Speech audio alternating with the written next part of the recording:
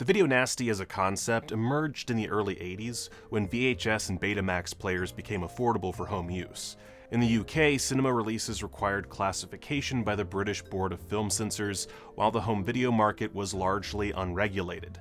Vis-a-vis, films that were too extreme for theatrical release could be distributed directly to video rental shops and therefore to consumers, complete with eye-catching covers which, in theory, would attract the British youth to partake in these borderline pornographic epics of violence and hate. Media outlets like the Daily Mail and The Sun pounced on the idea, and despite limited evidence that children were partaking in significant numbers, stories quickly circulated about the corrupting influence these videos had on the youth. This moral panic led to the Video Recording Act of 1984, which required all video releases in the UK to receive classification from what would become the British Board of Film Classification, giving authorities the power to ban or heavily censor content that was deemed unsuitable. So fascism. I'll say one thing though, they know how to fix a pretty good card game. Anyway, amongst the final 39 titles seized and successfully prosecuted were such horror classics as Anthropophagus, Cannibal Holocaust, I Spit on Your Grave, and today's topic, The House on the Edge of the Park.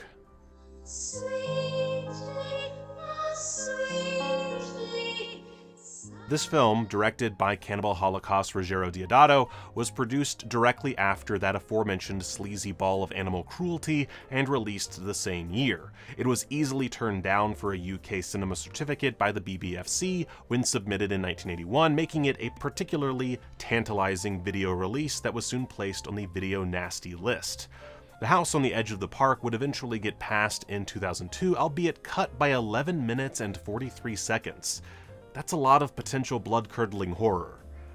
Looking at the Blu-ray release, there's even more to entice lovers of exploitation, with quotes stating it outdoes Last House on the Left, and, quote, brutal in-your-face cinema for those with strong stomachs, the door is wide open for you.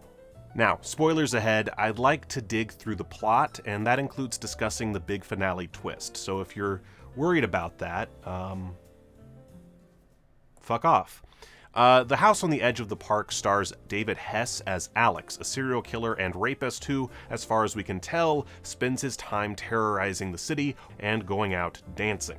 He's kind of a more sociable version of Maniac's Frank Zito, and oddly enough, that fellow 1980 release was also banned in the UK, although it never got officially classified as a video nasty. Anyway, the film opens with Alex assaulting and murdering a young woman. Later, he and his friend and coworker Ricky are approached by an upper-crust couple, Tom and Lisa, who wind up inviting them over to a friend's house in New Jersey. Red flag number 1, by the way. The duo accepts the invite, and once there, they meet the homeowner Gloria, as well as her friends Glinda and Howard. Hate your fellow man as you would hate yourself. That's our Howard. Things pretty much immediately go a little off the rails, as Ricky is goaded into stripping for the group, to which Alex takes great offense. He sees that these rich socialites have them there as entertainment, sort of a dinner for schmucks type situation. As the night wears on, Alex is seduced but eventually rejected by Lisa, while Ricky plays poker with the rest of the group, who are pretty obviously cheating the poor guy. They're taking you for a ride. These bastards wouldn't know a straight game if they followed one home. At this point, Alex has had enough, and things quickly turn violent. Alex reveals he's carrying a razor blade, and he forces the group to play cards fair and square with his friend. Here's where the video nasty elements, they really come into play.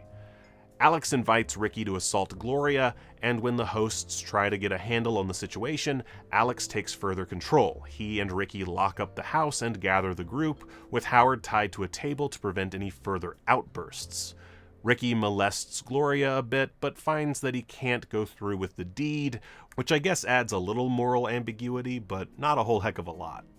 In response, Alex decides to show Ricky how it's done. He puts Ricky on guard duty, and after a bit of trouble, has his way with Lisa. Then, as Alex is forcing Lisa and Glinda to be intimate with each other, a young woman named Cindy stops by. She's captured by Alex, but Gloria escapes, with Ricky hot on her trail. Shut her up! Get her back here! She tries to get help, but is eventually captured by Ricky, who is adamant that this isn't what he wants to be doing, and the two have sex. Come to think of it, with the twist, that makes even less sense. I guess she's trying to... that seems stupid. Inside, Cindy is sliced up by Alex, and when Ricky goes to intervene...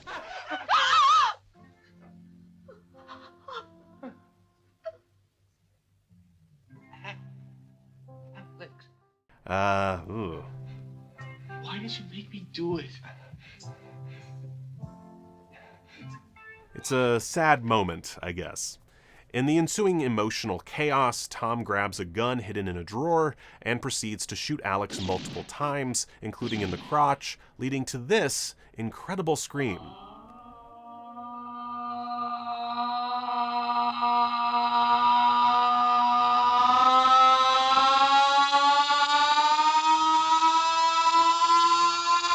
That's a quality slow motion scream. A girl you raped in a park.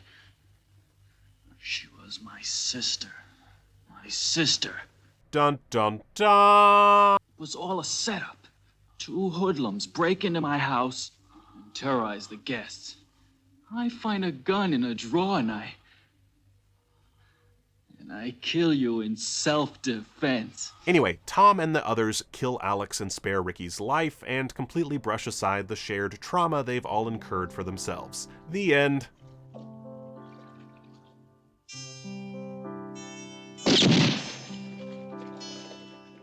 I skipped a few beats there, but that's essentially the plot of The House on the Edge of the Park.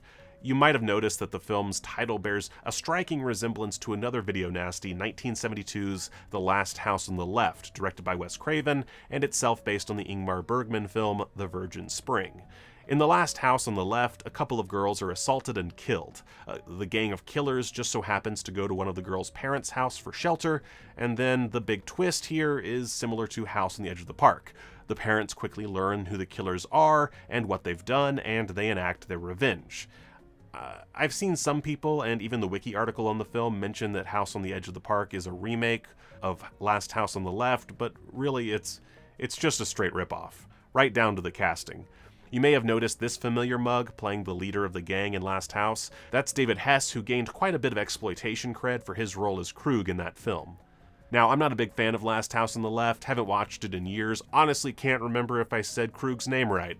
It's got a gritty feel that mostly works, and it's certainly horrific, but that horror is undercut by a bumbling sheriff subplot that repeatedly grinds things to a halt.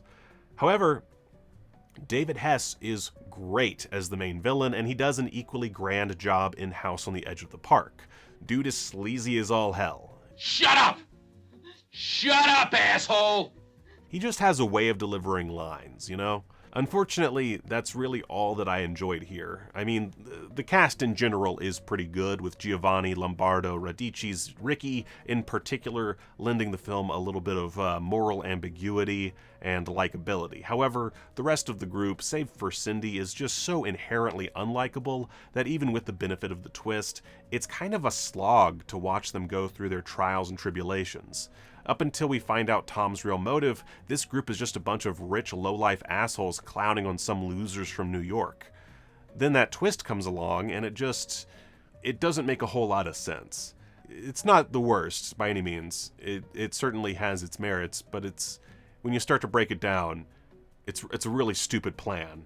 And in the final scene, our supposed hero, Tom, even suggests that Lisa enjoyed what happened to her, which kind of sours him as a morally righteous character. Of course, I'm cool with unlikable characters, but it just feels as though there's really no one to root for, which would be fine if the sick violence promised at the beginning was really properly acted upon. This might just be due to my love of Japanese Pinko-ega, but I don't find a whole lot to be disturbed by during the home invasion plot. Sure, there are some uncomfortable moments, like with Lisa giving in to Alex or Cindy's humiliation, but it consistently feels like Deodato is being uncharacteristically squeamish, considering the gore epic he'd just completed. So, the question is, does The House on the Edge of the Park live up to its reputation as a primo video nasty? In my opinion, not really. Sure, the content is vile and doesn't really serve up any redeeming social commentary, but it never reaches the sickening heights of either Last House on the Left or Deodato's previous work. When I hear that it had over 11 minutes cut from its runtime, I can't help but wonder where that footage is exactly, because it doesn't feel as though there's that much abhorrent material to cut. I can put on a real show, Alex, huh? I got a big one. You can take your time. Again, that's not to say that what's there isn't sleazy, but when I go in expecting to be offended and come out feeling meh about the whole ordeal, well, that tells me that's just not quite as what the fuck as the critics promised. Also, not that you need blood to make something disturbing, but there's a shocking lack of the red stuff in here. Considering the alternative poster artwork, that was also an unwelcome surprise. Like, Alex cuts a few people, but it's pretty bloodless. Until he dies, it's really pretty restrained. Well, that, my friend, is virgin territory. But having said that, I'm definitely in the minority here. If you go on Letterboxd, the flick tends to nab pretty high ratings and glowing reviews. So while it's not my cup of tea, I can certainly recommend watching it, especially if you're a fan of other video nasties. If you do wind up seeking it out, I highly recommend the Blu-ray from Severin Films. It includes several interviews with the filmmakers, a commentary track with writers Bruce Holchek and Art Edinger, as well as a CD soundtrack featuring the always welcome tunes of Riz Ortolani, and a feature-length documentary on Ruggero Deodato that gives a solid little overview of his career. So that's 3 discs, it's jam-packed, and was recently re-released as a 4K, although that edition doesn't come with the soundtrack or the dock, so your mileage may vary. I personally would just pick up the Blu-ray. It looks great. It's a beautiful picture. It's not a beautiful picture. It is a fine-looking picture, but you do get what I'm saying. The video quality is next level. Like, it's a gorgeous scan of the material. There we go. So yeah, definitely check out House on the Edge of the Park, if only to enjoy David Hess's depraved performance and check another entry off the old Video Nasties list. I can't guarantee that you'll be disturbed, especially if you're more experienced as a fan, but hopefully you get more out of it than I did. So go ahead. Pick the one you want. I get first choice? I'm your friend, ain't I? Thanks for listening to me prattle on, and hey, go watch a movie. It's gonna take me some time to give you all that is mine. I'm looking ultra fine from your view from behind. It's gonna take me some time to give you all that is mine. I'm looking ultra fine from your view from behind.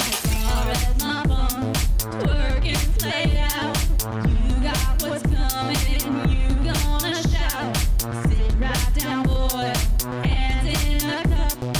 I'm gonna show you exactly what's up. Gonna give you that Booty Play.